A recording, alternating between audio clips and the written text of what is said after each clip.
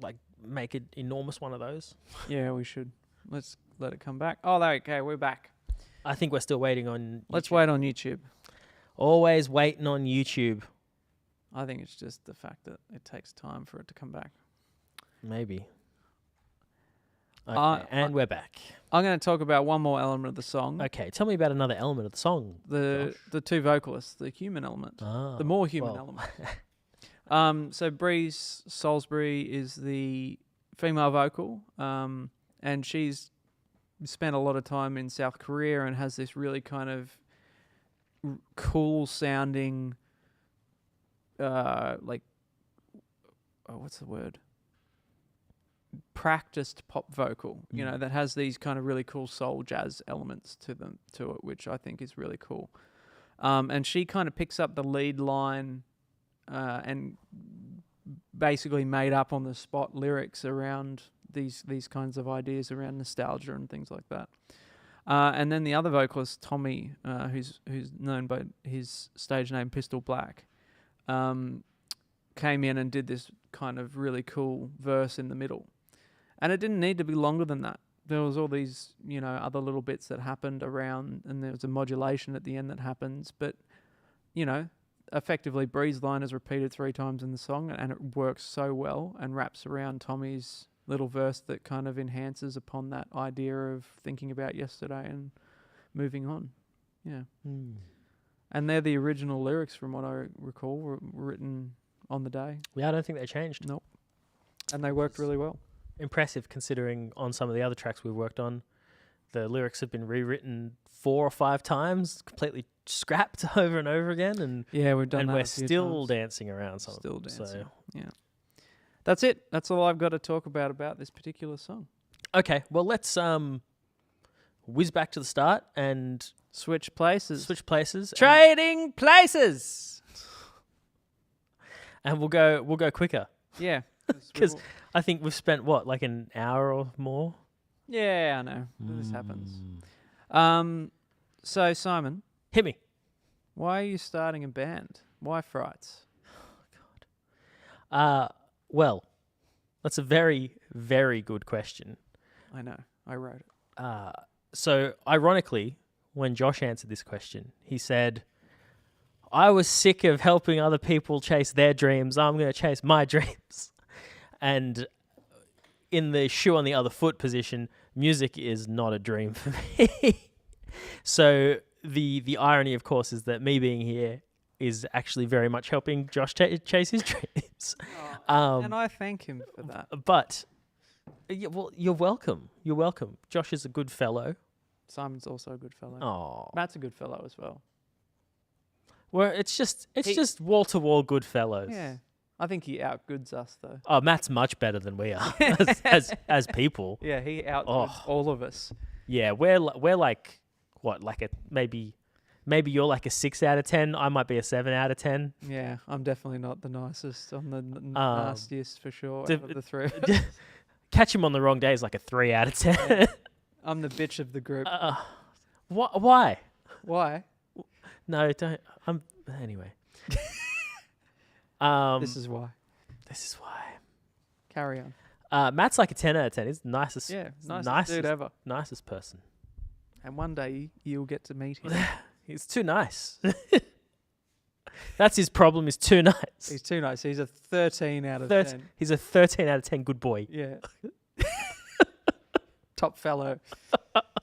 Top fellow award. Yeah. So you're here helping me chase a dream. Is that what you're trying to say? That is a big part of it. No. So in seriousness, I have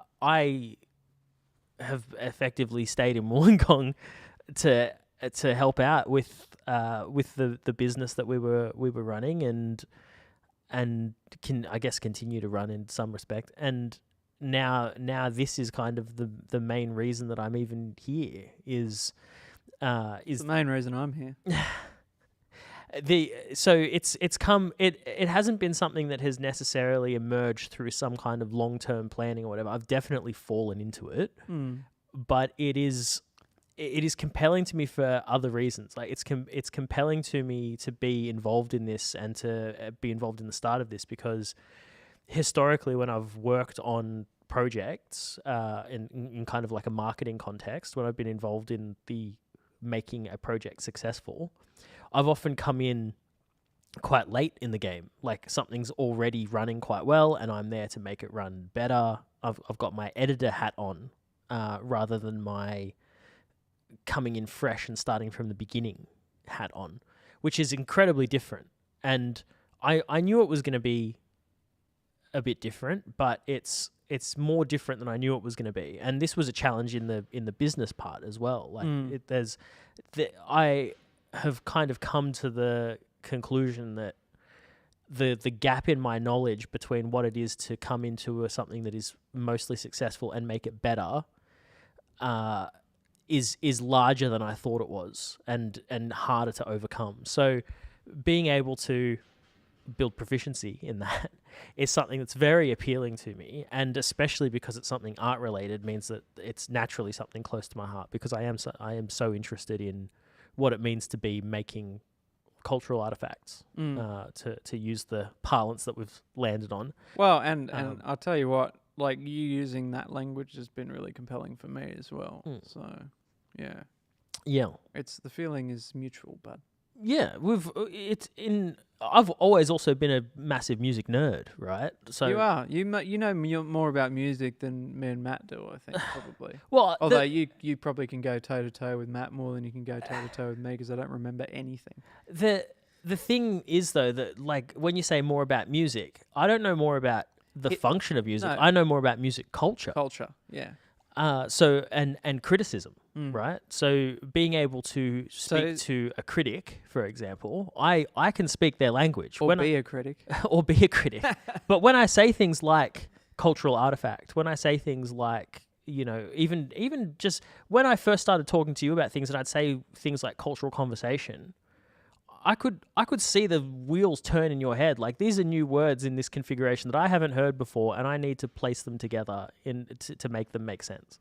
Yeah. And now that's largely gone away. But I've embraced them with open arms. You have. But those are the ways that when you listen to music criticism, these are the way that people talk about stuff. This is the way that people have landed on to communicate what it is to be a music listener or a music fan. And use those words freely, and they have meaning in that context. And if you, in my view anyway, if you want to be an artist that is savvy in this space, it takes understanding that. Mm-hmm. You need to, on some level, be able to speak the same language as the people who are going to amplify your messaging. Mm-hmm.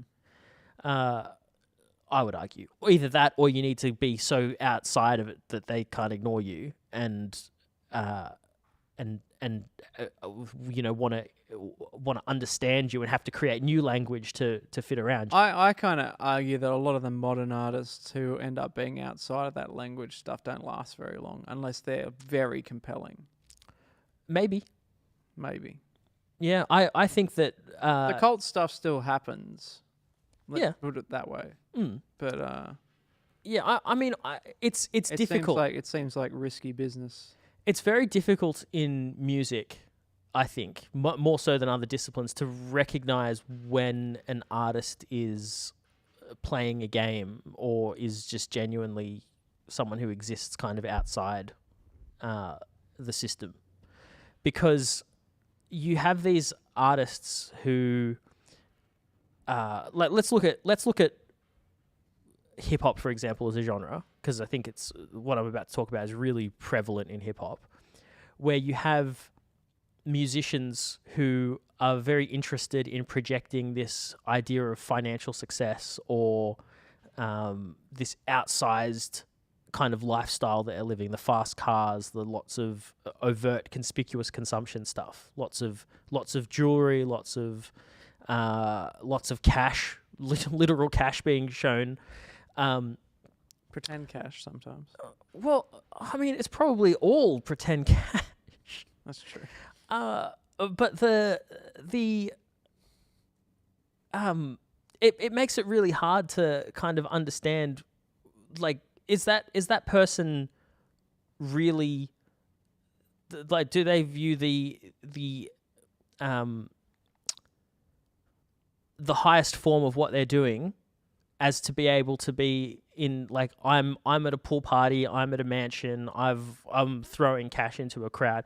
Do they really view that as the highest, like their highest aspiration, or is it that they view their audience's aspiration to get out of financial hardship and to be able to be on a yacht one day? Their audience aspires to these things, and so as a means of connecting to that audience, they're going to show those things and show that they're possible. Someone who looks like us can do this thing. Whether and you know, that is true of every genre to some extent. Like you look at country music and social media, and look at this big truck that I'm driving, look at the whatever, like it's all these tropes that emerge in each genre are all doing the same thing, which is, hey, we're in the same tribe, and look at these things that we aspire to, and look at us together enjoying these things that we aspire to. So I think that kind of brings me to one of the other questions, and I think you've kind of played around with some of these areas already, but do you think that these artists are, like, are they making deliberate attempts to connect with their audience, or is it just because they're part of the tribe that or is it like that they're naturally doing it, or is it a combination of both, or is it just them faking it? Look, it's almost certainly all of those to some extent. Yeah. I don't know. It's a weird question because it's definitely all to some extent, but different mixes of those things, and each individual person who's involved is going to have their own level of each of those things. But how do you see those ideas of audience based on what we're doing with Frights interacting with the creation of the music? So in what you're kind of trying to do in Frights? Well, in Frights, I think that's yet to be determined. Yeah. Like, we don't really know where we sit on that, Yeah. on that kind of spectrum yet. But in all music, I think that there's a cuts both ways kind of effect. You know, the people who are really successful they are deeply entrenched in whatever culture they're speaking to. Mm-hmm. And, you know, you look at like Madonna in her early career as an example of that, right? She was this club kid in New York who was just like getting down with all the little club gremlins, and she was, you know, hassling the DJs in these clubs with her cassette and going like, hey, you know, I've made this track, I think it'll go really well in this club, play it. Mm-hmm. And of course they play the track and all the club kids go, hey, this is one of our own. Like, yeah, like let's get behind this. This is one of our people making this. And then of course that's what rockets her to success, right? It's hard to remember sometimes that like Madonna was an indie artist. The start of her career was as indie as it gets. I mean, you'd argue the same thing about Tame Impala and sure, a lot of, like, I mean, Gautier, same, you know. Tones and I started as a busker, which is effectively just the lowest form of indie artist you could possibly think of. Sure. And, you know, that story... First evolution. But that story got told everywhere. Yeah. Like... But that was... I mean, I watched that happen. Yeah. It was crazy. But when we're talking about meta-narrative and stuff, the fact that this kid who was busking gets thrust in front of... on interview shows and whatever, and the story is always, I was just this busker, and I was, you know, I was just in it for the music. I wasn't searching for fame. I didn't reach out to anyone, you know, like. I know that's the story that was told, and I'm sure there's an element of truth in it. Yeah, but after the first couple of interview shows, that was no longer the truth. No, all those engagements were set up by publicists after the first few. Yeah. And it was very much definitely seeking like, hey, we've got a tiger by the tail here. How far can we ride it? Yeah, you know. And she rode it all the way to #1 in however many countries. Yeah, which is fantastic. Like, what a success story. Yeah. What an absolute. Honestly, out of all the people that I've watched, well, that's not true. Most of the people I think I've watched grow through their careers have deserved it. Like, being involved in the stuff I was involved in, I got to see artists like break at Splendors, like at big festivals like Splendor in the Grass. And the year that Tones and I blew up, I watched her open main stage to 50,000 people or whatever, which had never happened before, in the blistering sun, even though it wasn't that hot. In But the blistering mud. It was hot. No, this was a dry year. Oh, This was a dry a year. rare dry Rare splendor. dry splendor. And then the first splendor I ever did, Lord was called in to fill a slot. This was when she was breaking, like Royals had come out. She was breaking around the world. And she still wasn't big enough to kind of headline. She wasn't even big enough to have a big touring setup. When she turned up at Splendor to fill a slot, I don't remember who dropped out. Someone dropped out and then the headliner moved up that day. And she was called to fill in the hole around 6 or 7 p.m. earlier in the day. And she turned up. It was her and 2 musicians and fuck all touring rig. And she got up there and she was incredibly overwhelmed, which is how Tones was as well when she got up, by how many people came to watch her play, you know. And, you know, the rest is history, you know. Lord's all over the place, has been, you know, bagged out by South Park and, you know, it's kind of It's like... the highest honour. It's a very high honour, you know, so... yeah, and her, you know, I don't remember her meta-narrative as much, but she was, you know, effectively, it was a similar thing. It was like this kid from New Zealand, 16, has a number 1 in however many countries she had a number 1 in with Royals, and she was just this cultural icon, similar to Benny, another one. Yeah. Benny. I heard that get its first play on Triple J. Yeah, oh, there you go. Royals, yeah. And who was the producer? Because it was a really well-known producer, I remember. I don't remember. Hold Well, on. here we go. Internet Let's time. rabbit hole. But I think what you're saying is Joel Little. Produced and co-written. Yeah. Hmm. Yeah. Well, she's, you know, my understanding of Lord is she's a product of the traditional record scouting industry. You know, she was scouted very young and developed when she was, you know, 14 or something. Yeah. So those narratives are really important in engaging the audience, and that's something that is kind of really compelling for you about what we're doing, because it gets...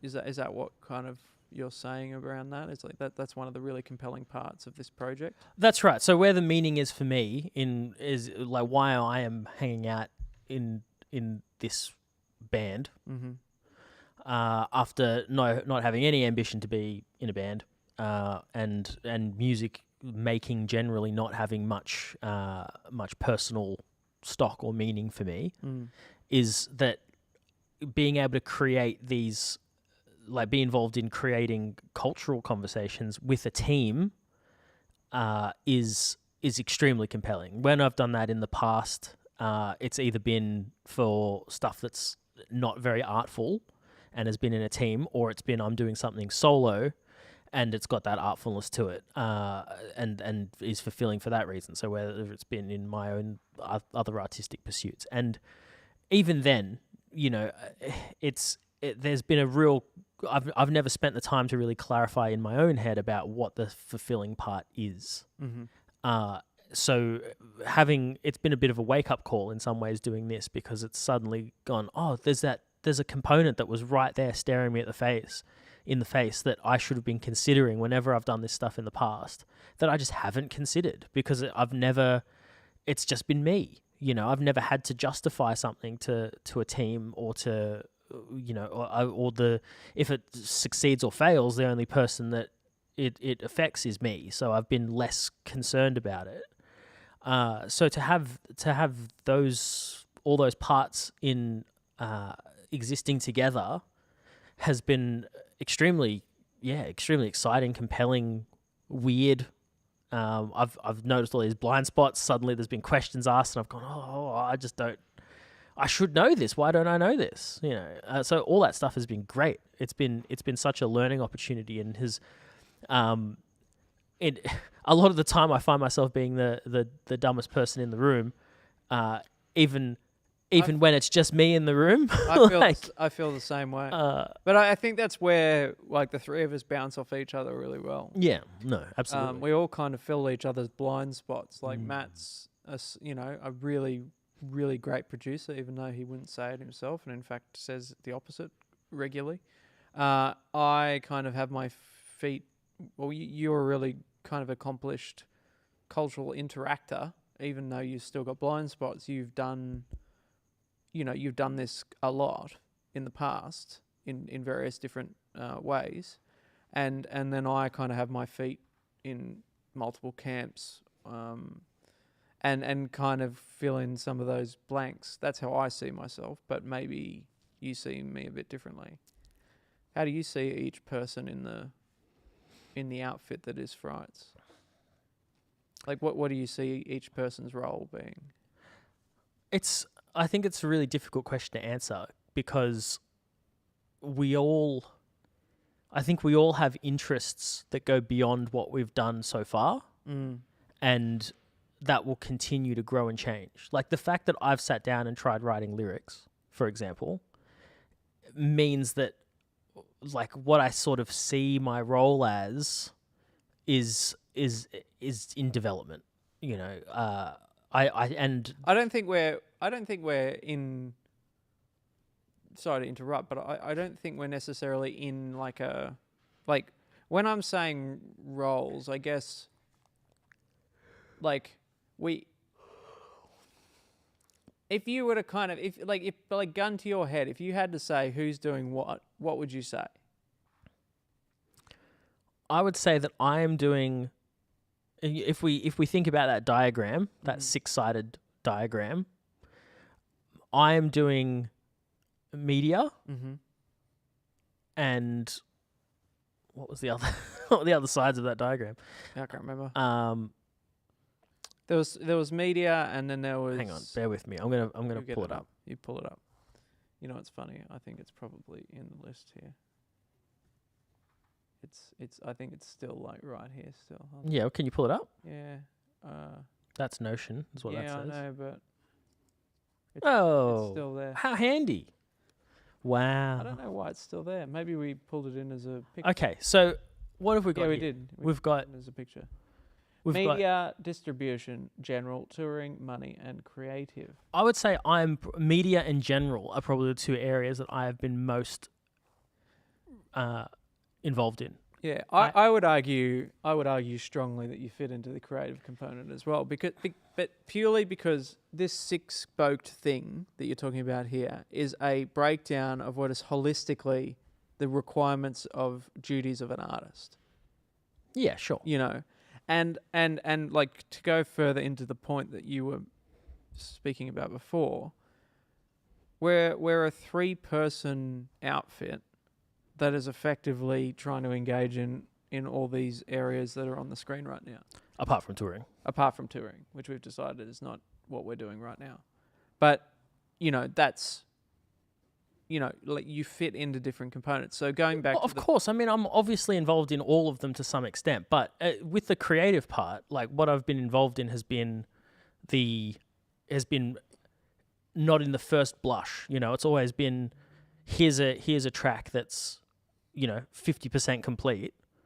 And then I've had something to say about lyrics or about like the overall tone of the thing or whatever. Yeah. It's, that's kind of your job, if that makes sense. Yeah, sure. You connect. It's what I'm good at. You connect what's happening in culture to what we're doing. Yeah. And vice versa. Mm-hmm. You kind of highlight those connections for us as we're doing things. Yeah. Yeah, I become an objective sounding board or a semi-objective sounding board. And that's where I think your interactions with writing the music are really valuable.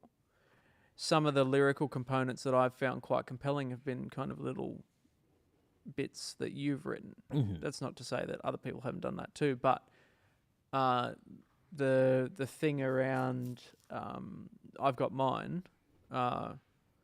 took a boy and made him famous for rearranging strangers' faces.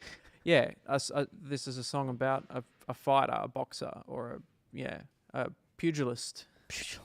Here we go again. I don't know. I love that word. Pugilist. Anyway, you know, and you pulled this out of your ass effectively when we were having a conversation. Yeah, because it just had a nice rhythmy, flowy thing. to Did it. and then I went and proceeded to write a completely new song that didn't fit the music that we had originally for that Anyway, song. But what I'm saying is those kind of explorations into new creative things are kind of a big part of what we're doing with this project. Sure.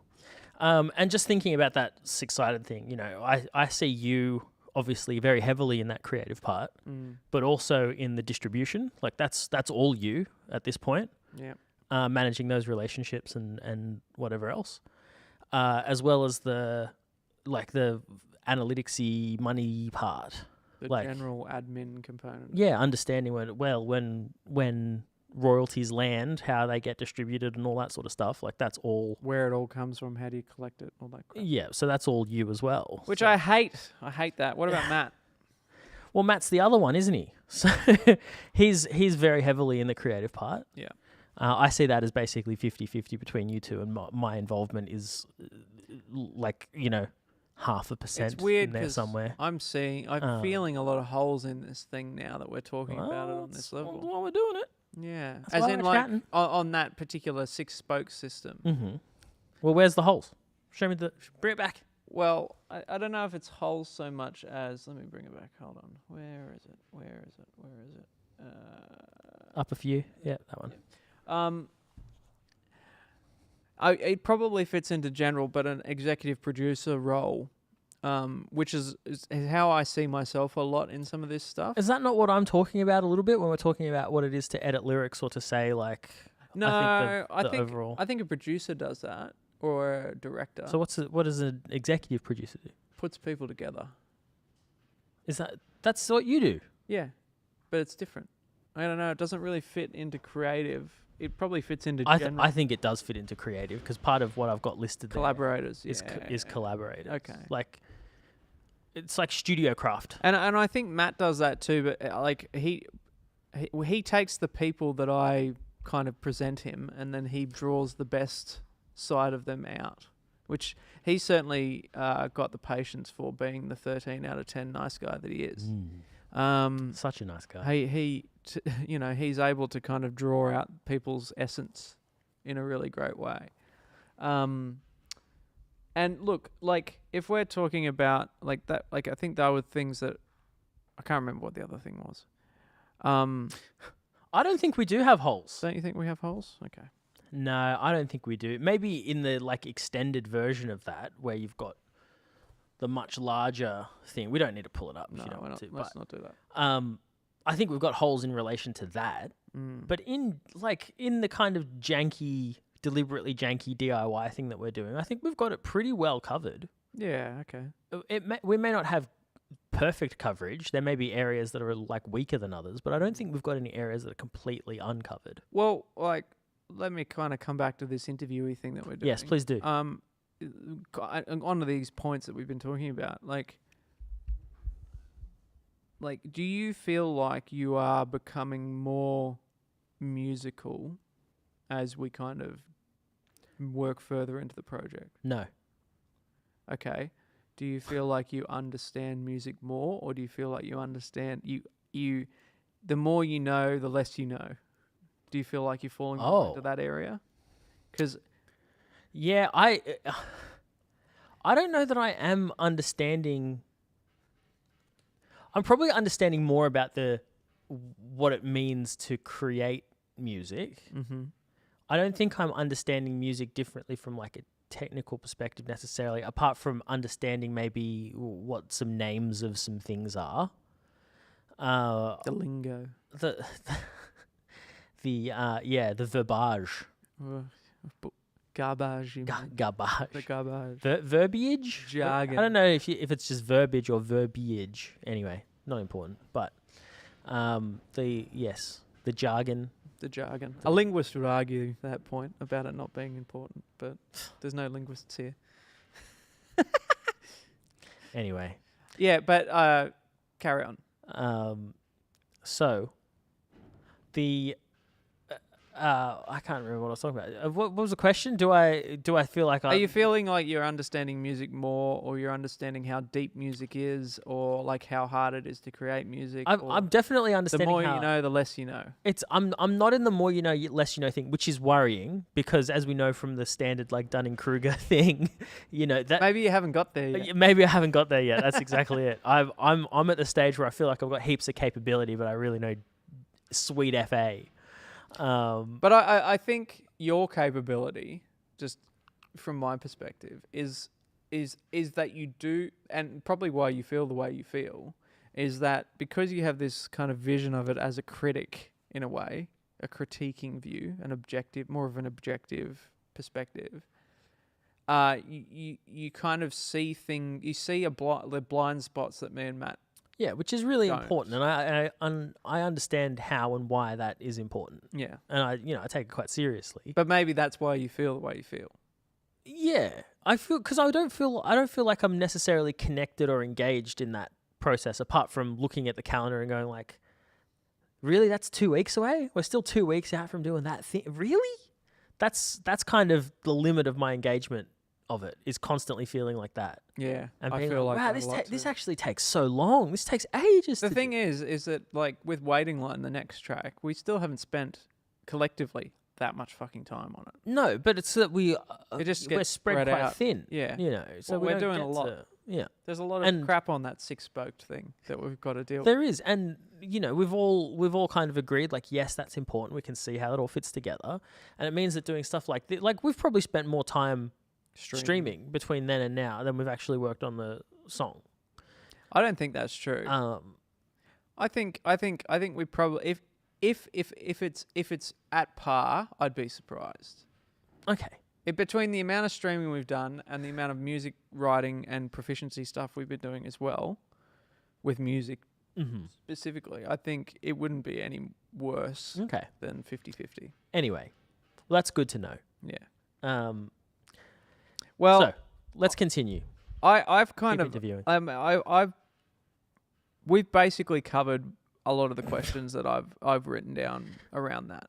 I unless maybe I'll ask, is there anything in particular that you might want to talk about?